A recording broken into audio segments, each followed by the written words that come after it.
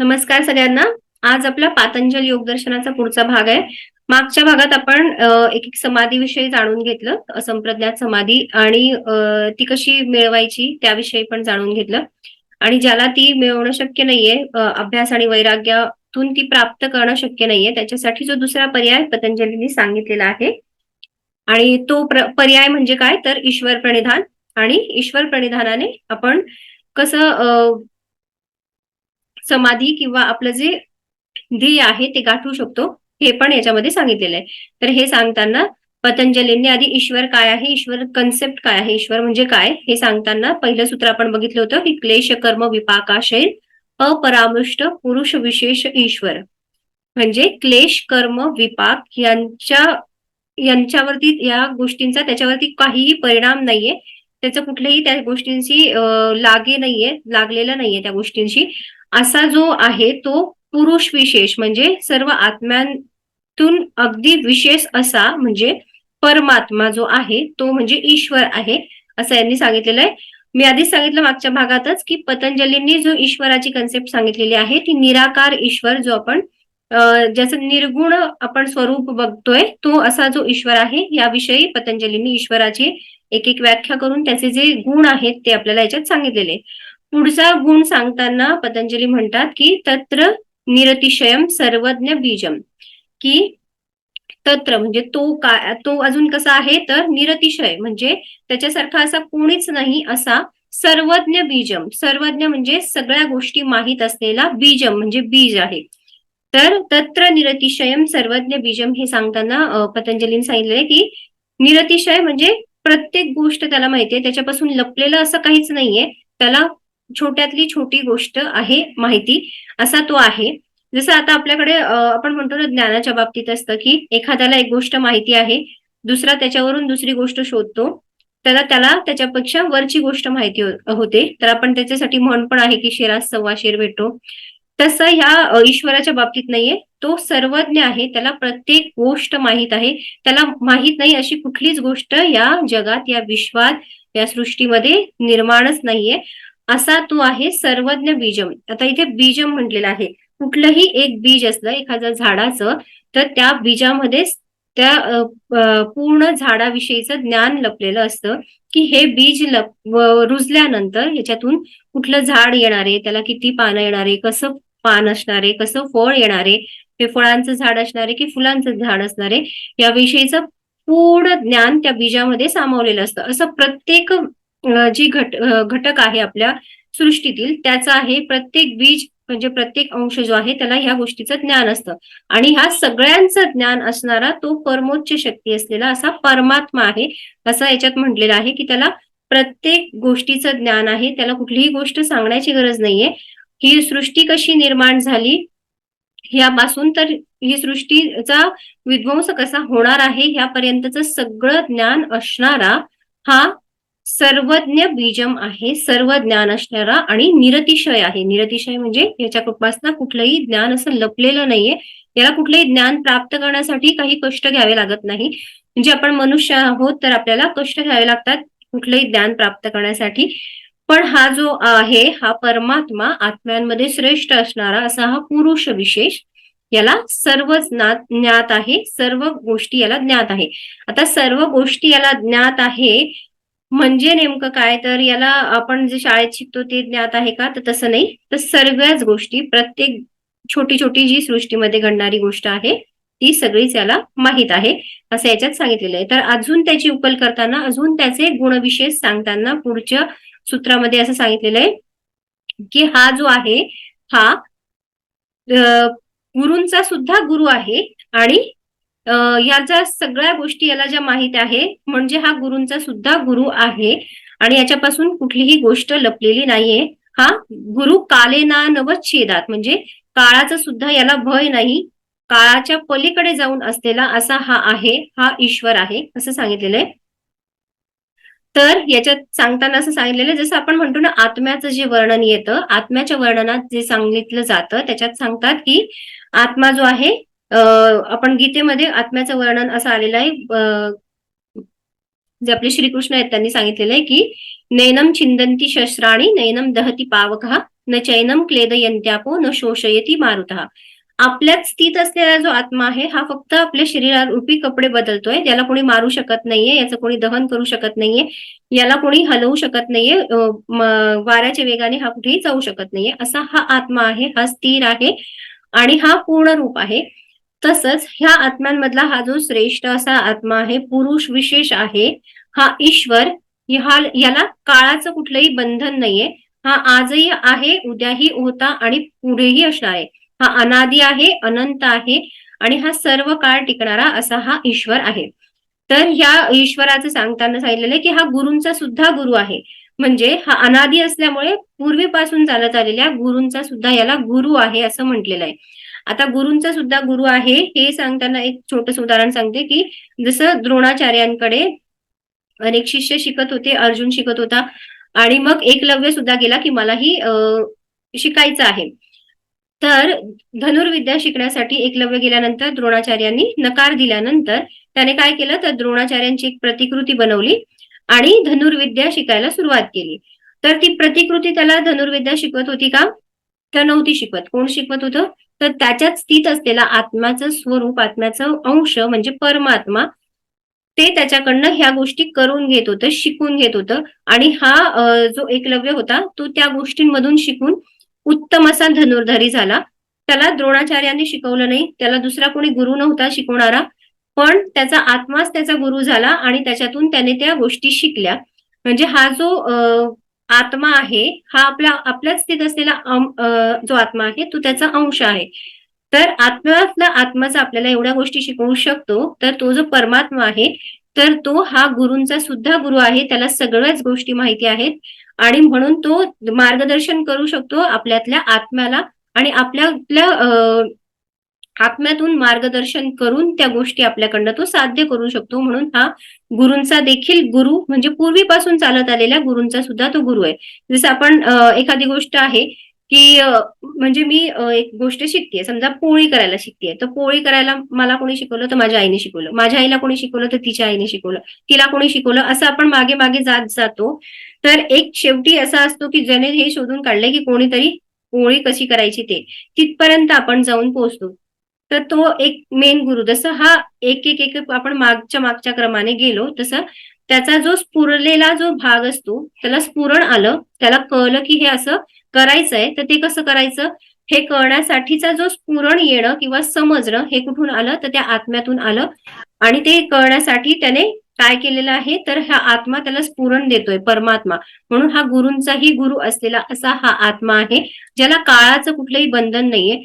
तो आज आहे, उद्याही असणार आहे, आधीही होता, अनादी काळापासून तो आहे आणि हे सृष्टीचक्र सुरू होण्याच्या पूर्वीपासून तो होता. हे सृष्टीचक्र पूर्णपणे संपेल त्यानंतरही तो असेल. म्हणून त्याला म्हटलेलं आहे की अनादी अनंत आणि हा सर्वत्र अस्तित्व असलेला, सर्वज्ञ असलेला असा हा परमात्मा आहे. आता या परमात्म्याचं आपण स्वरूप तर जाणून घेतलं की हा अनादी आहे, अनंत आहे, हा सगळ्या गुरूंचा सुद्धा गुरु आहे. त्याच्यानंतर हा जो आत्मा आहे हा काय आहे तर गुरूंचा गुरु असून सुद्धा हा कालातीत आहे, कालाच्या पुढे गेलेला आहे. म्हणजे याला काळाचं कुठलंही बंधन नाहीये. हा आधीही होता, आताही आहे, नंतरही असणार आहे, असा हा आपला ईश्वर आहे असं याच्यामध्ये सांगितलेलं आहे. तर आता पुढे सांगताना एक मिनिट,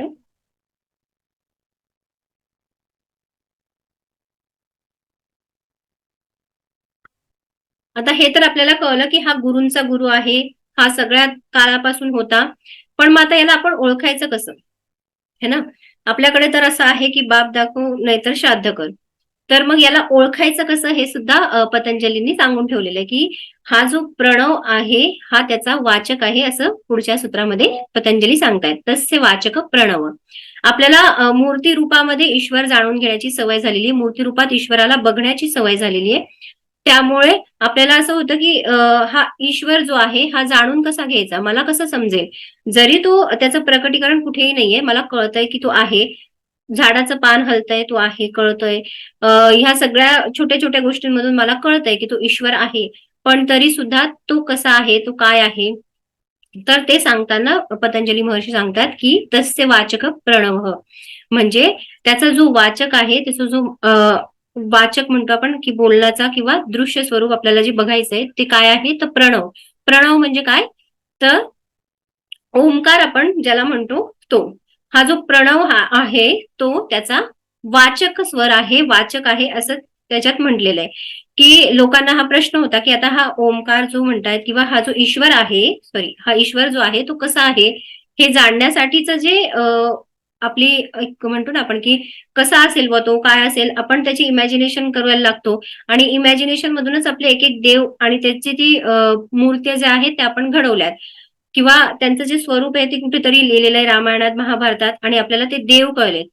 तर तसं हा जो ईश्वर आहे, आता आपण देवाबद्दल बोलत नाहीये, देव आणि ईश्वर हे वेगळे. सो देवाबद्दल आपण बोलत नाही. आता देवाबद्दल आपण मी म्हटलं की देव आणि ईश्वर वेगळा आहे, तर आत्ताच्याच आधीचं जे सूत्र आपण बघितलं त्याच्यात बघितलं आपण की तो त्याला काळाचं काही बंधन नाही आणि तो गुरूंचा सुद्धा गुरु आहे. पण आपण मी ज्यावेळेला म्हणते की देव आणि ईश्वर वेगळे आहे, तर देव का वेगळे, तर आपण ज्यावेळेला कृष्ण आणि राम यांच्याबद्दल बोलतो त्यावेळेला त्यांचा एक जन्म होता आणि एक मृत्यू होता. म्हणजे ते जे शरीर घेऊन आलेले होते त्या शरीराचा एक जन्म आणि एक मृत्यू झाला आणि त्यानंतर तो जो त्यांचा अवतार होता तो तिथे संपला. पण मग ते देव आहेत, मग देवता का नाही आहेत, कारण की आपण म्हणू शकतो की देवता आहेत कारण की त्यांच्यामध्ये जो ईश्वर आहे, परमात्मा आहे, त्यांचंच अंश होतं म्हणून ते देव होते आणि ते सर्वोच्च होते आपण असं म्हणतो. आपण आता बोलतोय ते ईश्वराबद्दल जो कालातीत आहे, अनादी आहे, अनंत आहे आणि त्याचा वाचक स्वर काय आहे, तो ओंकार आहे, जो प्रणव ज्याला म्हटलं जातं. प्रणव म्हणजे सतत नवीन असणारं असं. प्रणव म्हणजे सतत नवीन असणारं.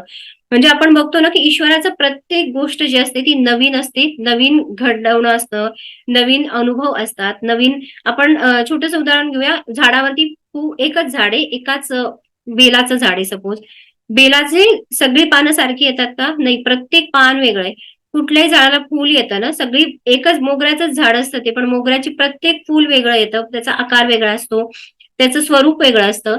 तर हा जो ईश्वर आहे हा प्रतिदिन नवीन असणारा असा आहे, म्हणून त्याचं जे स्वरूप आपण ज्याच्यातून बघतो ना, ते प्रत्येक गोष्ट आपण नवीन असते, नवीनतम असतं. प्रत्येक गोष्टीमधलं त्याचं जे स्वरूप आहे ते आपल्याला नवीन रूपाने अनुभवता येतं, म्हणून त्याचा वाचक काय आहे, तो प्रणव आहे. प्रणव म्हणजे ओंकार आहे. आता आपल्याला हे कळलं की त्याचा जो वाचक स्वर आहे तो ओंकार आहे. मग आता हा ओंकार काय आहे आणि त्याचं काय करायचं हे पण पतंजलींनी पुढे सांगितले.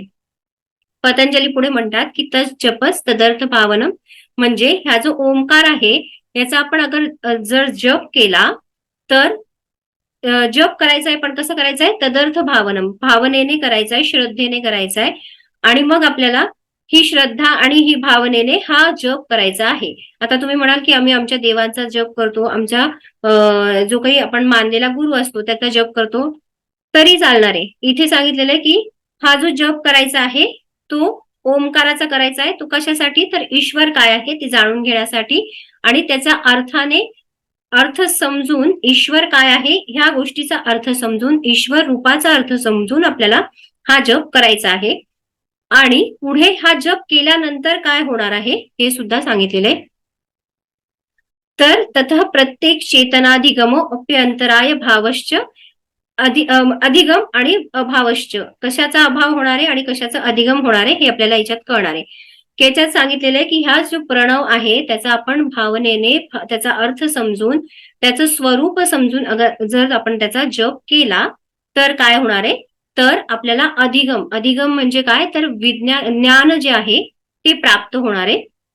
म्हणजे जे विशिष्ट ज्ञान असणार आहे, जे आपण शाळेत शिकतो ते ज्ञान नाही, जे आपल्याला शाळेतले गुरु देतात ते नाही, जे आत्मा आणि परमात्म्याविषयीचं ज्ञान आहे, जे पतंजली महर्षींनी पुढे जी एक ऋतंभरा प्रज्ञा सांगितलेली त्याविषयीचं ज्ञान आहे ते आपल्याला ह्या ओंकाराच्या जपातून, जो की प्रणव, जो आपल्या ईश्वराचा वाचक स्वर असं म्हटलेलं आहे, त्याच्या जपातून आपल्याला कळणार आहे. याच्यात सांगताना ह्या दोन गोष्टी महत्वाच्या सांगितल्या की एक तर अधिगम, अधिगम म्हणजे आपल्याला ज्ञान प्राप्त होणार आहे आणि अभाव होणारे कशाचा, अंतरायांचा. अंतराय म्हणजे काय, तर अंतराय म्हणजे आपल्याला आपल्या साधनेत येणारे जे काही विघ्न असतील त्यांचा याच्यामध्ये अभाव होणार आहे. आपण इथे ईश्वर प्रणिधान कशासाठी करणार आहे? ईश्वर प्रणिधान हे जे सूत्र सांगितलेलं आहे, हे करण्यासाठी सांगितलेलं आहे. ते कशासाठी? तर ज्यांना चित्त प्रसाद सॉरी ज्यांना चित्त जे आपल्याला चित्तवृत्ती निरोध करायचा आहे, त्याच्यासाठी जो पहिला मार्ग सांगितलेला होता अभ्यास आणि वैराग्य, ते ज्यांच्याकडनं होणं शक्य नाहीये त्यांच्यासाठीचा दुसरा उपाय काय सांगितलेला आहे की ईश्वर प्रणिधान. आणि ईश्वर प्रणिधान करताना काय होणार आहे? तर आपल्याला ज्ञान प्राप्त होणार आहे. कशातून? तर हा जो आपल्याला ओंकार, हा प्रणव जो आहे, त्याचा आपण जर जप केला, तो जप पण कसा करायचा आहे? तर त्याचं पूर्णपणे त्याचा अर्थ लक्षात घेऊन पूर्ण भावनेने त्याचा जप करायचा आहे. चांगली भावना ठेवून त्याचा जप करायचा आहे. तर आपल्याला काय प्राप्त होणार आहे? तर आपल्याला ज्ञान प्राप्त होणारे प्रज्ञा, विशेष ज्ञान असते ती वृतंबरा प्रज्ञा, ती प्राप्त होणार आहे, जी समाधीच्या आपल्या ध्येयाच्या वाटेवरती आपल्याला घेऊन जाणारी असेल, जीवात्मा आणि परमात्म्याचं मिलन करून देणारी असेल, आणि आपले जे चित्तवृत्ती आहे त्यांचा निरोध घडवून योगाचा आपल्याला ज्ञान देणारी असणार आहे. अशी जी प्रज्ञा आहे ती आपल्याला त्याच्यातून प्राप्त होणार आहे. आणि तसंच काय होणार आहे? तर त्याच्या सोबतच जे अंतराय आहेत, ज्या काही अडचणी आहेत, त्यांचा सुद्धा अभाव होणार आहे. आता या ज्या अडचणी असतात, आपण कुठलीही साधना करायला घेतली की त्याच्यामध्ये वेगवेगळ्या अडचणी येत जातात. त्या अडचणी काय आहेत ते सुद्धा पतंजलींनी पुढच्या सूत्रामध्ये सांगितलेलं आहे की प्रत्येक साधना करताना साधकाला काही ना काही अडचणी येतील. आता त्याच्यातल्या पतंजलींनी महत्वाच्या अडचणी याच्यामध्ये सांगितलेल्या आहेत की काय काय अंतराय येणार आहेत. त्याला चित्तविक्षेप सुद्धा म्हटलेलं आहे, ज्याच्यामुळे आपण आपल्या साधनेतून थोडेसे भटकून जाऊ किंवा थांबून घेऊ. असे जे काही अंतराय आहेत ते याच्यामध्ये सांगितलेले आहेत. तर त्याच्यामध्ये सांगितलंय सूत्रात, व्याधी, स्त्यान, संशय, प्रमाद, आलस्य, अविरती, भ्रांती दर्शन, अलब्ध भूमिकत्व, हे जे काय आहेत हे चित्त विक्षेप आहेत. तर आता हे चित्त विक्षेप मध्ये 2-4 नावं आपल्या ओळखीची आहेत. व्याधी, त्याच्यानंतर काय स्त्यान नाहीये, पण व्याधी वगैरे हे जे 2-4 शब्द आहेत ते ओळखीचे आहेत. तर व्याधी म्हणजे ऑफकोर्स की आपल्याला काहीतरी आजार झालाय किंवा काहीतरी रोग झालाय शारीरिक बाबतीमध्ये. तर ह्या व्याधी जर संपल्या, आपल्याला जळल्या, तर आपण जी काही साधना करतोय, जसं आता आपल्याला तो जप करायचा आहे प्रणवाचा, पण आपल्याला काहीतरी व्याधी झाली, तर तो एक आपल्याला अंतराय येणारे, अडचण येणारे किंवा अडवणूक होणारे आपल्या साधनेमध्ये. त्याच्यानंतर दुसरं सांगितलेलं आहे की स्त्यान जे आहे ते म्हणजे आपल्याला एखादी गोष्ट करायची आहे पण ती करण्याची इच्छा न होणे, अकर्मण्यता ज्याला म्हणतो ना, एखादी कर्म करायचंय पण ते करण्याची इच्छा न होणे, ते करूच नाही असं होणे, अकर्मण्यता येते, एखादी गोष्ट करायचीच नाहीये, कुठलीच गोष्ट करावीशी न वाटणे, ही सुद्धा अकर्मण्यता असू शकते स्त्यांमध्ये.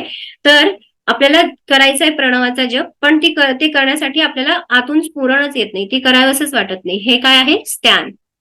त्यानंतर व्याधी, स्त्यान, संशय म्हणजे मी कशाला करायला पाहिजे, याच्याने काय होणार आहे, म्हणजे अगदी योगाभ्यास सुद्धा. योगाभ्यास करताना एखादं आसन सांगितलं की हे याच्यावरती काम करणार आहे. मी सांगितलं की अर्धमत्स्येंद्रासन केल्यानंतर तुम्हाला डायबिटीस मधून थोडासा रिलीफ मिळणार आहे, पण त्याच्यावरती तुमचा विश्वास नाहीये, तुम्हाला त्या गोष्टीबद्दल संशय आहे, तर तुम्ही कराल का? ते नाही करणार. तर संशयामुळे आपण एखादी जर काही गोष्ट करत असू, साधना करत असू, तर त्याच्यामध्ये सुद्धा अडचण येते.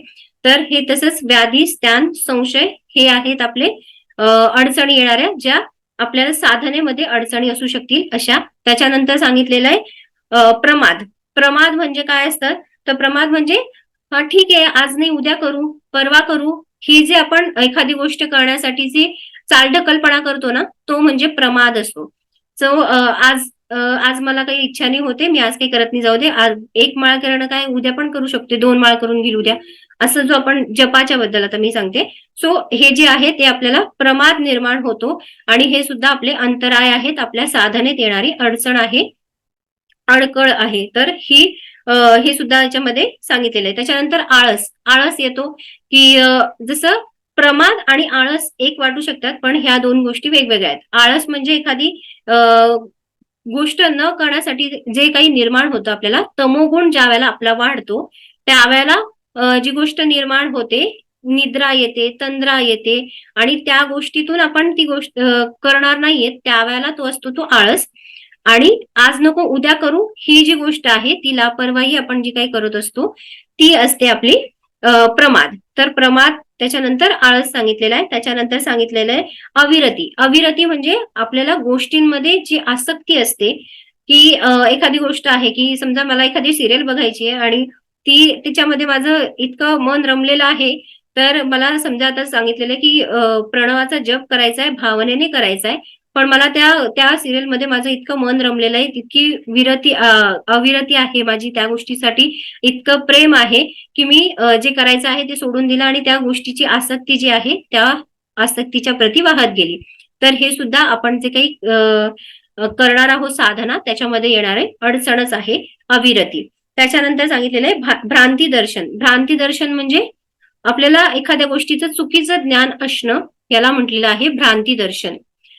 भ्रांती दर्शनामध्ये चुकीचं ज्ञानाचा समावेश होतो, की एखादी गोष्ट आपल्याला करायची आहे त्याबद्दलच आपल्याला चुकीचं ज्ञान आहे, म्हणून आपण ती गोष्ट न करणं किंवा ती गोष्ट चुकीच्या पद्धतीने करणं, याला म्हटलं जातं की भ्रांती दर्शन. आणि हे सुद्धा आपल्या साधनेतलं एक अडचण आहे. त्याच्यानंतर सांगितलेलं आहे अलब्ध भूमिकत्व. अलब्ध भूमिकत्व म्हणजे आपण एखादी साधना करतोय आणि ती साधना करताना एखादी गोष्ट आपल्याला साध्य झाली. एक गोष्ट एकदा साध्य होते, त्याच्यानंतर आपल्याला ती करायची नसते किंवा करावीशी वाटत नाही, असं होणं म्हणजे अलब्ध भूमिकत्व. त्याच्यानंतर जे सांगितलेलं आहे अनवस्थितत्व, म्हणजे की एखादी गोष्ट साध्य करायची आहे, ती साध्य होते आणि सुटून जाते, परत साध्य होते आणि सुटून जाते. तर आपण म्हणतो ना निरंतरता नाही राहत त्या गोष्टीमध्ये, त्यावेळेला ह्या दोन्ही गोष्टी असतात, की एक तर अलब्ध भूमिकत्व आणि अनवस्थितत्व. ज्या गोष्टीमध्ये निरंतरता नसते, दृढ भूमी नसते, त्यावेळेला ह्या दोन्ही गोष्टी असतात, की ह्या दोन्ही गोष्टी अंतराय म्हणून, अडचण म्हणून याच्यामध्ये समाविष्ट होतात. म्हणून पतंजलींनी ज्या वेळेला आपण सांगतायत की ज्या वेळेला आपण प्रणवाचा जप करतोय भावनेने, त्यावेळेला त्याचं जे साध्य होतंय की त्याच्यातून काय प्राप्त होतंय आपल्याला, तर अधिगम म्हणजे एक विशिष्ट ज्ञान प्राप्त होतंय, प्रज्ञा प्राप्त होते.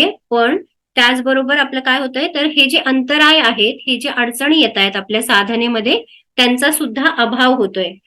हे या प्रकारे पतंजलींनी आपल्याला चित्त विक्षेप, चित्त अंतराय काय आहेत ते सुद्धा सांगितलंय. आधीच्या त्याच्यामध्ये ते दूर होत आहेत ते सांगितलंय आणि नंतरच्या श्लोकात सांगितलेलं आहे की ते कसे दूर होत आहेत, तर आपण जो प्रणवाचा जप करतो आहे त्याच्यातून काय साध्य होणार आहे, तर हे पूर्णपणे दूर होणार आहेत हे पण सांगितलेले.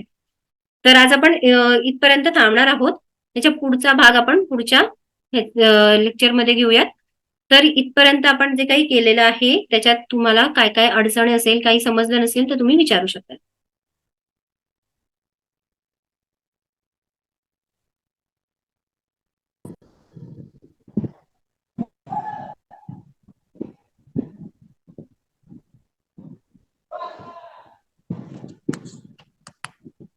कोणाला काही प्रश्न विचारायचे?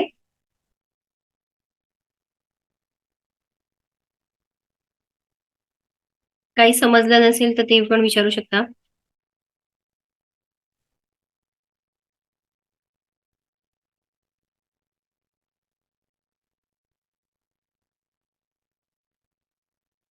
ओंकाराच्या 3.5 मात्राचं वर्णन करा ना.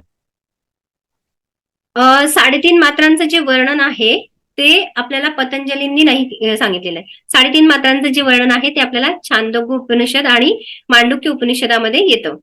अकार, उकार आणि मकार याचं वर्णन जे आहे ते पूर्णपणे मांडुक्य उपनिषदामध्ये व्यवस्थित केलेलं आहे, की अकाराची मात्रा काय आहे, उकाराची मात्रा काय आहे आणि मकाराची मात्रा काय आहे, ती पण आपल्याला मांडुक्य उपनिषदात याचं व्यवस्थित वर्णन आहे. पण पतंजलींनी ज्यावेळेला आपण पतंजलींच्या योगसूत्रांविषयी हे करतो त्यावेळेला फक्त त्यांनी त्याचा वाचक हा प्रणव आहे आणि प्रणव जो आहे तो ईश्वराचा वाचक असल्यानंतर त्याचा जप केल्यानंतर काय साध्य होणार आहे एवढंच सांगितलेलं आहे. ओंकार पण श्वासावरच करतात का? ओंकार काय काय काय ओंकाराचा जप, हा ओंकाराचा जप हा हा चक्रावर करतात की श्वासावर करतात? दोन्हींवर करू शकतो. साधनेवरती अवलंबून आहे की ओंकाराचा जप कसा होईल ते. तुमची साधना कशी आहे, सुरुवात श्वासावरती केली जाते, त्यानंतर जसं जसं तुमची साधना वाढत जाते तसं तसं आपण चक्रांवरती सुद्धा तिकडे जातो. साधनेवरून त्याचे स्तर होतात. कोणत्या वाणीत केलेला जप चांगला? वैखरी की मध्यमा?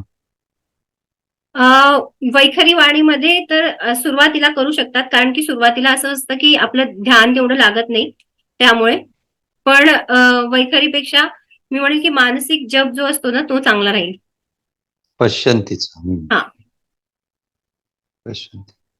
आणि मग हळूहळू थँक्यू. तुम्ही परापर्यंत सुद्धा पोहोचू शकता. जसं जसं साधना वाढेल त्यावेळेला त्या त्या गोष्टींपर्यंत येईल. पण परावाणीपर्यंत पोहोचेपर्यंत ती उच्चतम पातळी असेल की तुम्ही ज्याच्यात छान हे झालेलं आहात असं. ओंकाराच्या माध्यमातून एखाद्या वेदना ज्या आहेत त्या असह्य असतात, तर त्या आपल्याला त्याच्यातून बाहेर पडायचंय, तर ते कसं आपण बाहेर पडू शकतो त्या ओंकाराच्या प्रणवाच्या याच्यातून? प्रणवाच्या उच्चारातून करू शकतो आपण ते. जसं आता जप सांगितलेला आहे. जसं सांगितलेलं आहे की व्याधी म्हणजे हे जे अंतराय आहेत हे दूर होतात त्या जपातून.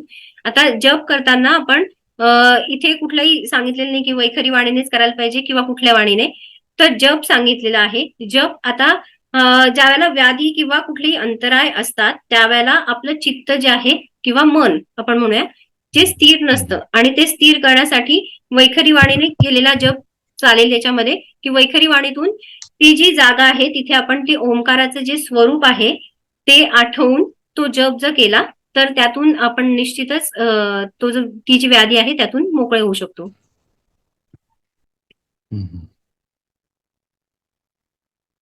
तर आपलं एखादं चक्र हम्म. जर असंतुलित असेल तर ते चक्र देखील संतुलित करू शकतो का हो, ओंकाराने? हो. ओंकाराच्या उच्चारातून करू शकतो. कारण की त्याच्यातून ती जी व्हायब्रेशन निर्माण होता ओंकाराच्या उच्चारातून, त्यातून ती चक्र आपण संतुलित करू शकतो.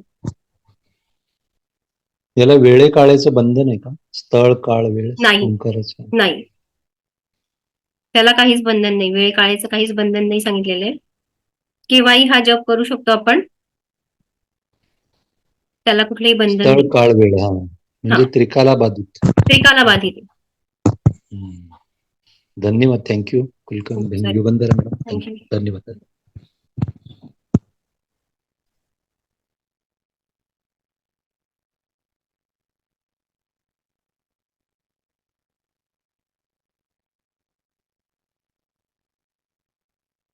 तुम्ही म्यूट आहात देवयानी ताई.